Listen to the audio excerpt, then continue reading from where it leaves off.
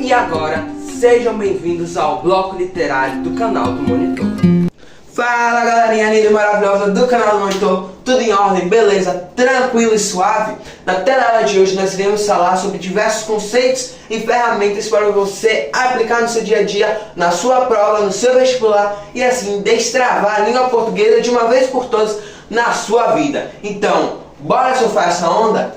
Bem, minha gente, o assunto de hoje vai englobar não apenas temas literários que são o foco do bloco literário, mas diversos outros segmentos da língua portuguesa, beleza? Felizmente ou felizmente para alguns, nós iremos tratar de alguns assuntos bem traumáticos para os cidadãos daqui do Brasil, que é norma padrão, gramática, tipos de linguagem, funções da linguagem, o que é comunicação, elementos da comunicação. Mas não se preocupe, rapaziada, tranquiliza, porque você vai sair daqui a entender esse assunto de uma vez por todas, não vai ter brecha para dúvida. Então, bora realmente entender esse assunto de uma vez por todas? Linguagem, pô, isso é bacana isso. É extremamente antropocêntrico nós falarmos que linguagem é um dispositivo comunicativo, um dispositivo cognitivo unicamente do ser humano. Fazer essa afirmação é extremamente errada. Por quê? Animais também têm linguagem, nós seres humanos também temos linguagem. Como assim? Bem, nós temos uma linguagem mais estruturada, que é a língua, a gente vai falar isso daqui a pouco. Mas os outros animais também têm linguagem própria. Como assim? Golfinhos têm linguagem própria, cachorros, gatos, mamíferos, diversos mamíferos, vários animais, a gente tem vários. Se a gente for entrar no reino da biologia, a gente vai falar de tantos exemplos de linguagem, que linguagem é comunicação, simples assim. Lógico que se for uma pergunta de conceito, você não vai falar linguagem é comunicação, né? Mas bora assim entender, só para facilitar, linguagem é comunicação. Sem linguagem não existe comunicação. Então, o que é linguagem? A linguagem é a capacidade de se comunicar.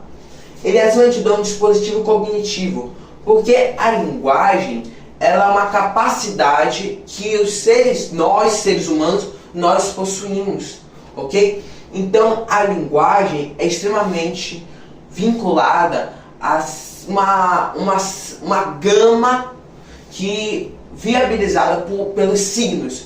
Calma, a gente não está falando sobre astrologia não. Signos é como os linguistas chamam elementos com significado compartilhado. Como assim?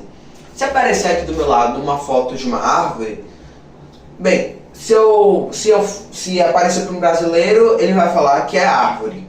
Se aparecer para um americano, ele vai falar que é tree. Se aparecer para um japonês, ele vai falar árvore em japonês. Então, árvore é um elemento que, inerente da língua, todo mundo, se aparecer essa imagem, vai falar que é árvore. Só muda que cada um na sua língua específica. Beleza? Então, por exemplo, carro. Se aparecer um carro, todo mundo entende que aquele negócio com vidro, com 4 rodas, é um carro. Se aparecer um negócio com duas rodas, é uma bicicleta. Se for 2 rodas e um motor, é uma moto. Então, signo, ele é todo elemento com significado compartilhado, mas existem diferentes tipos de signos. Existe signo sonoro. Então, se eu ouvir o som de um piano, eu vou entender que aquele som é de um piano. Existem um apito, por exemplo. A música também é uma linguagem, entendeu? A gente tá ouvindo uma música e, pô, essa música, pô, me deixou pra baixo, pô, essa música me deixou animado. A gente pode ter signos visuais, placa de trânsito, obra de arte, escultura. Então nós temos diversos gestuais. Se eu fizer isso daqui, é joinha, tranquilo? Se eu fizer assim, eu tô dando tchau, eu tô dando oi. Se eu tô fazendo isso daqui, é porque eu tô dando continência para um superior meu. Então signo é tudo aquilo que tem elemento compartilhado. E a linguagem ela é estruturada a partir desses diversos tipos de signos. Detalhe que a linguagem não é um negócio ali estático, engessado, ele é dinâmico. Se a gente acha que a língua é dinâmica, a gente nem imagina o que é linguagem. Porque a linguagem, ela vai abraçar uma série de fatores. Então eu gosto de falar que a linguagem é o que possibilita a comunicação. É um dispositivo cognitivo que vai se tornar base para a comunicação. É, acima de tudo, uma capacidade. E essa capacidade é estruturada por uma série de signos que vão possibilitar a comunicação. Tranquilo? Então, Bruno, já comentou sobre... Opa! Antes que a gente conclua a seara da linguagem, tem que falar os tipos de linguagem. Tipo de linguagem verbal, não verbal e mista. A linguagem verbal é toda aquela que engloba palavras. Palavras, sejam elas ditas ou sejam elas escritas. Tranquilo? Não verbal. Som, gestos, tudo que é visual, sonoro, desde que não seja palavras, ok? Palavra sempre é verbal. E nós temos a mista, que é a junção deles dois. Exemplo clássico: propaganda, publicidade, textos multimodais que vão estar misturando os dois. Ok? Vamos agora para língua. Língua, ele é um tipo específico de linguagem verbal.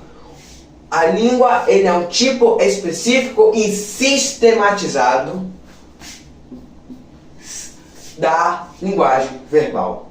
E eu vi uma definição assim, rapaz, que me deixou pensando pra caramba, que é a questão do contrato social. Como assim é um contrato social? Eu não quero entrar assim nas discussões da filosofia e da sociologia, principalmente da sociologia, mas a língua, ela acima de tudo é um contrato social, no qual, para eu viver numa sociedade, eu tenho que aceitar ela. Deu para entender? Não tem como eu viver como um eremita, como um monge, numa sociedade cheia de falantes, e eu lá, sentado, inventando outra língua para mim, sem entender nada. Na verdade, sociedade só vai surgir com a linguagem. E sabe qual é o exemplo mais característico da língua ser um contrato social? Torre de Babel. Você pode acreditar ou não na história, mas a Torre de Babel é o seguinte: existia uma série de indivíduos que estavam construindo uma torre, e em um determinado momento, por ordenança divina, como juízo, que era para eles se espalharem pela terra, cada um começa a falar uma língua diferente. Ali que estava surgindo uma sociedade, se separou. E eles foram se juntando pelas línguas que eles falavam. Então, eu falo português, eu vou me juntar com a pessoa que fala português. Eu falo inglês, eu vou me juntar com quem está falando inglês. Eu falo japonês, eu vou me juntar com o japonês. Então, é um exemplo clássico de como a língua é um contrato social. Igual como se eu tenho um japonês e um português, que são línguas completamente diferentes. Um chinês com um americano, línguas completamente diferentes. Um espanhol com um coreano. Eu estou dando esse exemplo que é totalmente diferente. Um é alfabético, outro é com códigos, com signos, cada um com um significado específico. Se eu botar eles ilhados numa ilha, eles não vão conseguir se comunicar, a não ser que eles sentem para aprender a língua um do outro. Mas se eles falarem, não, eu vou ficar aqui rígido na minha língua, e o outro, eu vou ficar rígido aqui na minha língua, não vai conseguir haver sociedade, comunicação. Então a língua, acima de tudo, é um contrato social, que também nós podemos chamar de um tipo específico e sistematizado da linguagem verbal, que acima de tudo mostra, é um representante da cultura e da identidade de um povo específico. Tranquilo? Então, acima de tudo, tem acima de tudo um caráter cultural identitário. Mas tudo isso só é viabilizado pelos signos, que a gente já comentou um pouquinho. O detalhe é que toda língua tem a sua gramática, porque a gramática é o que vai deixar ali sistematizado, entendeu? É isso que vai viabilizar esse seu contrato social, e não simplesmente chegar um cidadão e começar a inventar do jeito que ele quiser e acabou. Existem diversas concepções de gramática, mas as duas mais cruciais para nós meros estudantes é a descritiva e a normativa. A concepção, ou seja, o estudo da língua, que é a gramática, pela ótica histórica, a gente vê a evolução da língua ao longo do tempo. Exemplo clássico, voz-me ser. Voz-me ser virou você, virou depois VC, se a gente for escrever às vezes WhatsApp, esse tipo de coisa. E agora está sendo só você, vem cá aqui resolver um problema comigo. Gramática histórica. Gramática comparativa, é a gente comparar a nossa gramática, a nossa língua com outros tipos de língua. Por exemplo, eu posso comparar, por exemplo, o português com o espanhol, porque eles têm origens muito parecidas, que é lá do latim, ok? Que são ainda descendentes que são ainda remanescentes, são tataranetes das línguas romanas, que era o latim. Eu posso comparar já o português com a língua anglo-saxã, como o inglês, como o alemão, que já tem uma origem já germânica, tranquilo? E a descritiva e a normativa. A normativa que é o calafrio dos estudantes, que é a norma padrão. A norma padrão ela é extremamente engessada, sistematizada, organizada, porque a normativa ela foi criada para situações onde não pode haver margem de interpretação, que não pode haver margem ali na comunicação. Exemplo, por exemplo, o mais clássico de todos, na parte jurídica. Eu não posso estar falando algo que o juiz não esteja entendendo. E imagina os transtornos nos julgamentos. Se na hora de processar alguém, cada um entendesse uma coisa diferente, eu usasse a norma não padrão, a norma variante. Imagina a quantidade. Eu falo, não, esse cara roubou o meu trem. Pô, pro mineiro, trem é qualquer coisa menos trem. Pro paulista, baiano, carioca, trem, é locomotiva. Então imagina só se isso acontecesse, como é que seria difícil. E nós temos a descritiva. A descritiva ela vai falar assim, para esse contexto, essa variante utilizada foi produtiva ou não.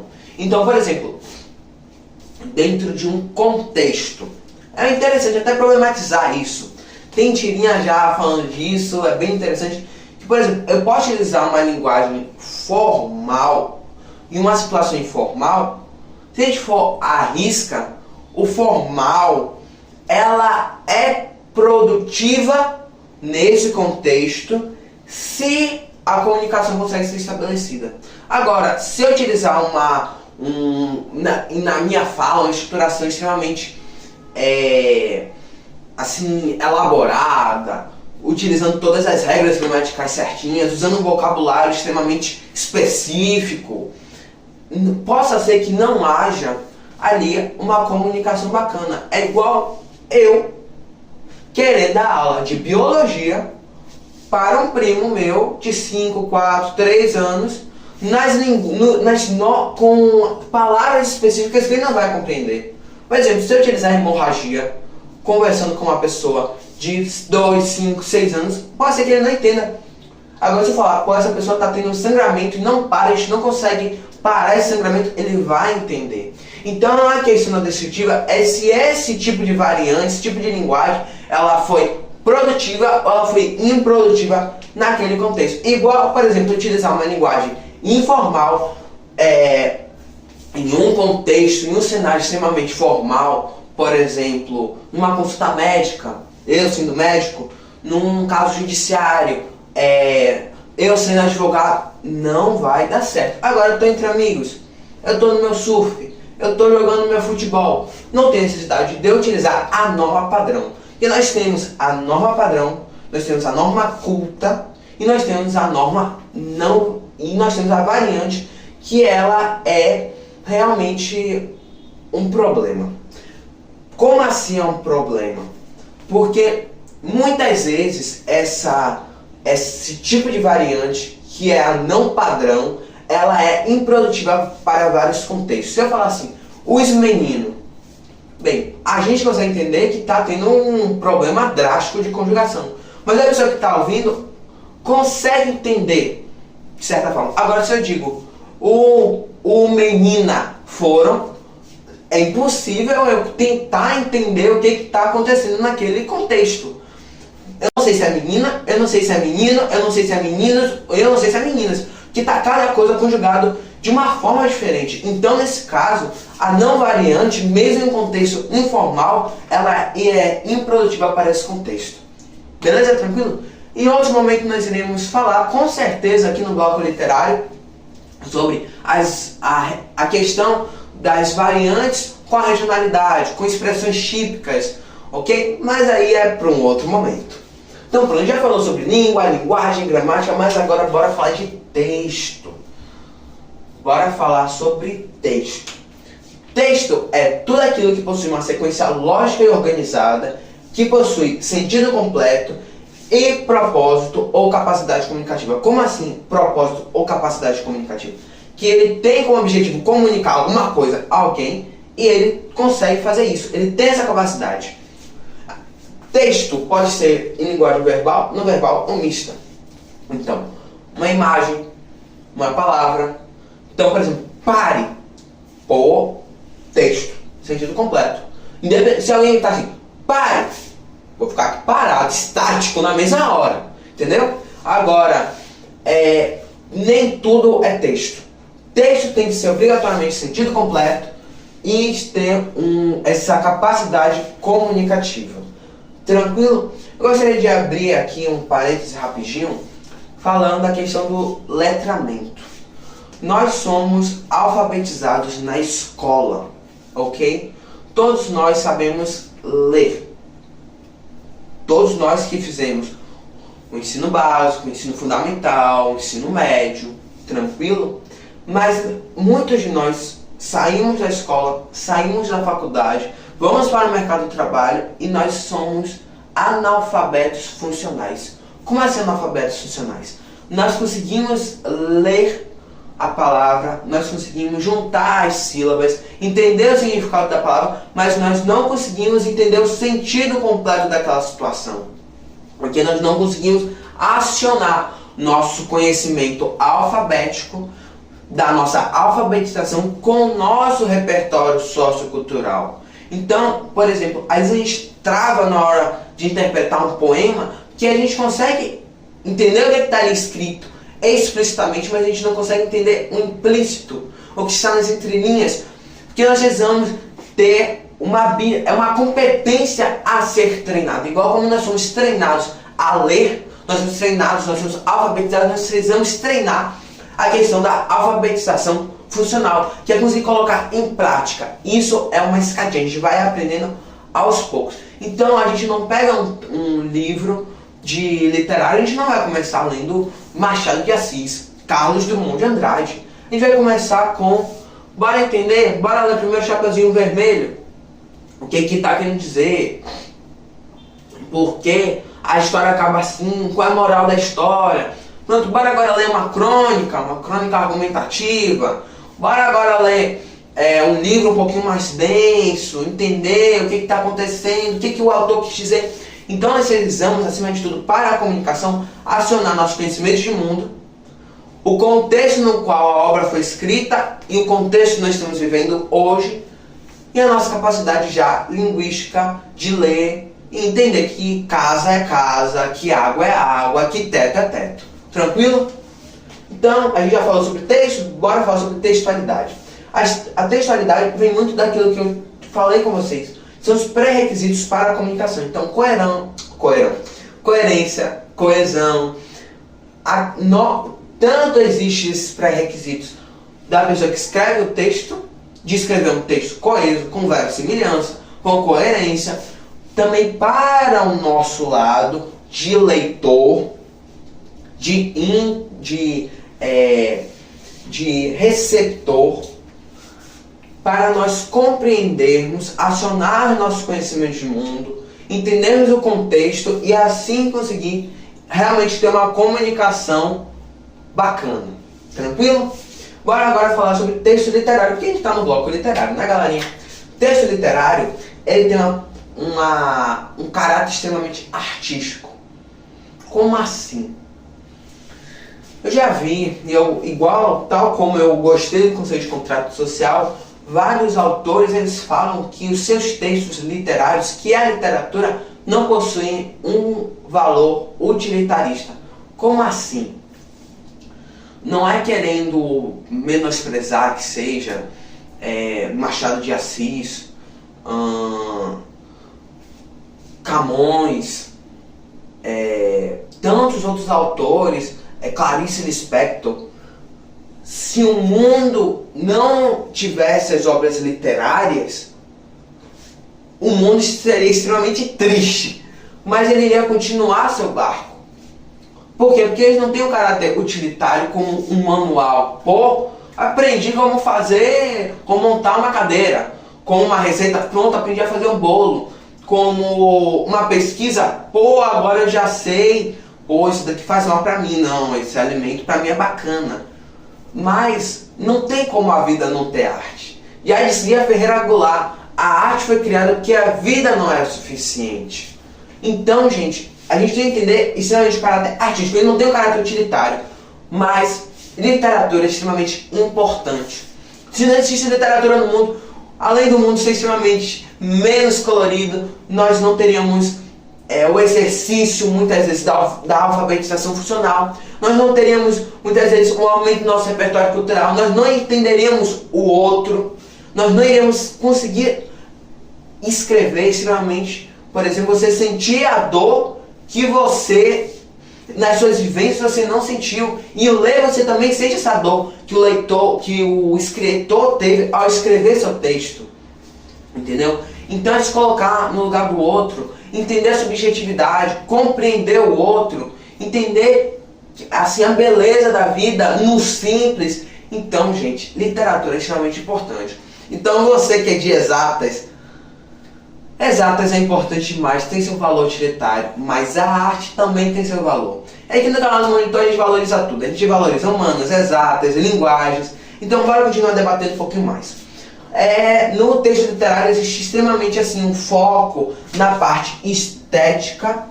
Então existe assim, um esmero gigantesco na palavra que eu vou utilizar, a ordem que eu vou utilizar, o momento que eu vou utilizar, até o nome dos personagens tem uma importância significativa e na subjetividade. Ou seja, não é igual uma notícia que eu leio, pronto, o carro bateu, teve chuva muito forte que não era esperado. Não, você precisa sentar, você precisa degustar as palavras. Por isso que escrever literatura é difícil. Porque é arte. Não é objetivo, é subjetivo. Deu pra entender, galerinha? Mas agora a gente bora falar um pouquinho sobre comunicação. A gente já estudou o que é comunicação, o que é linguagem, o que é língua. Mas bora entender agora os elementos da linguagem, os elementos da comunicação e a função da linguagem. A gente conhece, ou não, as funções da literatura, que é cognitivo, cartático, que mais? Social. Isso a gente vai falar em outro momento. Daqui a pouco vai ter vídeo no canal sobre isso. Mas vamos entender a função da linguagem. Que a função da linguagem, ela está entrelaçada com os elementos. Então, cada texto pode ter mais de um foco, mas tem um foco principal. Esse foco principal está ligado a um dos elementos da linguagem, da comunicação. O primeiro deles é emissor. Emissor é quem escreve.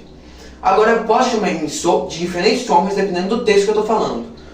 Num texto narrativo, eu chamo ele de narrador. Num poema, eu chamo ele de eu lírico, eu poético.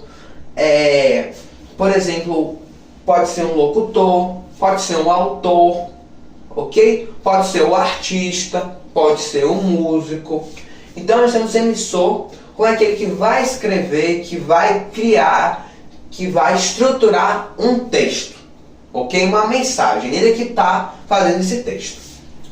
Nós temos o receptor. Receptor é aquele que vai receber a mensagem. Receptor pode ser leitor, pode ser ouvinte, pode ser interlocutor, ok? Nós temos o referente ao contexto. É o contexto no qual aquela obra foi escrita, naquele texto foi assim redigido, aquela arte foi feita. E ela é importante porque, por exemplo, o significado que nós temos hoje para alguns signos não é o mesmo que existia no passado. Tá dando para entender? Por exemplo,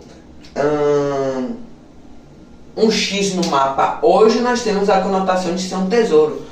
Em tempos passados, um X no mapa é um X. Um exemplo, por exemplo.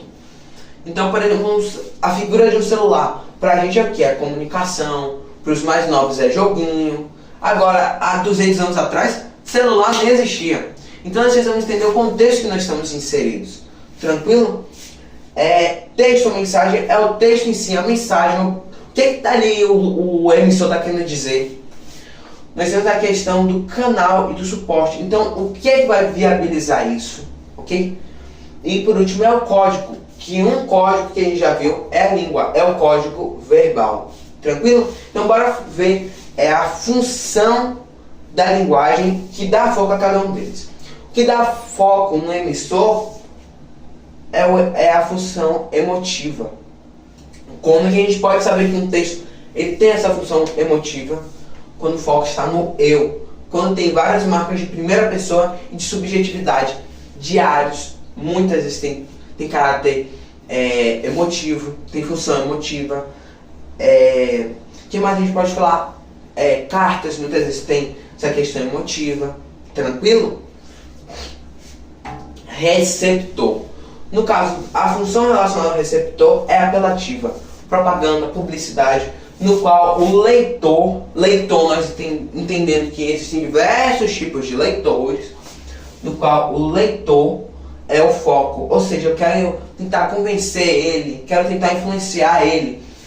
Existe principalmente verbo no imperativo. Rapidinho, um exemplo que eu gostaria de citar do caso emotivo, no exemplo da arte, é o autorretrato, que muitas vezes mostra as sensações. Por exemplo, Van Gogh fazia isso muito, os sentimentos, as emoções, o que o artista estava sentindo. É um exemplo bem interessante. Porque a gente acha que a função da linguagem é só texto. Não, eu sempre vou tentar estar trazendo exemplos de cinema, de arte, para a gente entender que existe muito mais além do que a parte apenas escrita. No qual o foco é referente ao contexto, é o caso referencial, no qual o foco maior está no objeto, na objetividade, sempre normalmente conjugado na terceira pessoa. A maior parte dos textos não literários, textos objetivos, notícia, mapas, são exemplos de texto no qual o exemplo, o foco principal é o referente, é o contexto. No qual o texto ou a mensagem principal, poética. Poemas é um exemplo, mas qualquer arte que eu queira assim estar mais focado na estética, ok? Porque o foco do poético é a estética. O poema ele é um texto tão difícil às vezes de ser interpretado porque o autor ele tem que gastar empreender a maior parte de sua energia pensando na estética do texto. Então, a gente tem muitas figuras de linguagem e a questão conotativa não é objetiva, é conotativa. Eu preciso entender as entrelinhas do texto. No qual o foco é o canal, o suporte, a função fática, no qual o canal é o principal. Um exemplo bem assim, fácil de entender o que é a função fática, é quando a gente tem recursos que a gente só consegue entender nesse canal. WhatsApp, mensagens, por exemplo, você coloca uma interrogação numa notícia solta, ninguém vai entender nada. Agora, se eu boto uma interrogação num WhatsApp, numa mensagem, do que a gente diz assim, não entendi, repita, estou em dúvida. A gente utiliza muito essa questão da função fática na oralidade, quando digo, tá entendendo? Os vícios de linguagem. A gente está muito ligado à questão fática, tranquilo? E o último, no qual o foco está no código, é a metalinguística, no qual o texto ali ele vai sempre estar se remetendo ao fazer do texto. Quer alguns exemplos? Filme, Cinema Paradiso. O filme todo, trilha sonora maravilhosa, vai falar sobre como fazer o filme. A questão, toda ali a questão cinematográfica.